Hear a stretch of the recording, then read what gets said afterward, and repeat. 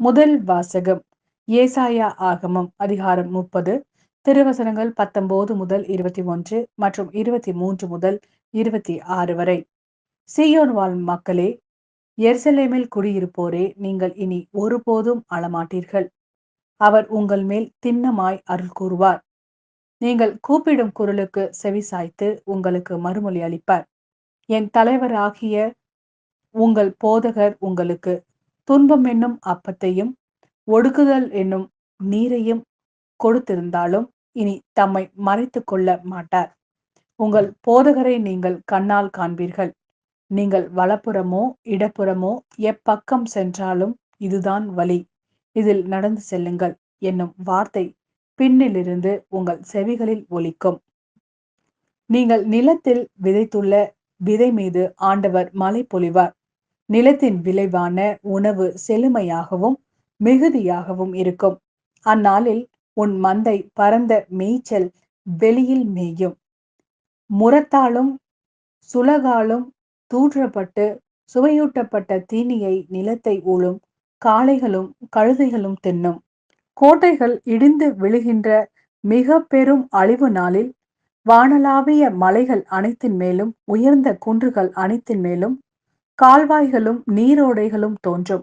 ஆண்டவர் தம் மக்களின் முறிவுகளை கட்டி தாம் அடித்து ஏற்படுத்திய காயங்களை குணமாக்கும் நாளில் நிலவின் ஒளி கதிரவன் ஒளி போல் ஆகும்.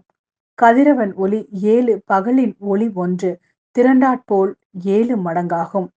இது ஆண்டவரின் அருள்வாக்கு. இறைவா, உமக்கு நன்றி. மத்தேயு எழுதிய நற்செய்தி அதிகாரம் 9 திருவசனங்கள் 35 மற்றும் அதிகாரம் 10 திருவசனங்கள் 1 மற்றும் 6 முதல் 8 வரை. இயேசு நகர்கள் சிற்றூர்கள் எல்லாம் சுற்றி வந்தார். எங்கும் அவர்களுடைய தொழுகை கூடங்களில் கற்பித்தார். விண்ணரசை பற்றிய நற்செய்தியை பறைசாற்றினார். நோய் நொடிகள் அனைத்தையும் குணமாக்கினார். திரண்டிருந்த மக்களை அவர் கண்டபோது அவர்கள் மேல் பரிவு கொண்டார். அவர்கள் ஆயரில்லா ஆடுகளைப் போல அலைக்கழிக்கப்பட்டு சோர்ந்து காணப்பட்டார்கள். அப்பொழுது அவர் தம் சீடரை நோக்கி, அறுவடை மிகுதி, வேலையாள்களோ குறைவு.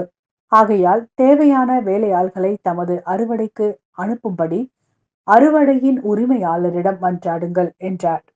இயேசு தம் சீடர் 12 தம்மிடம் வரவழைத்தார்.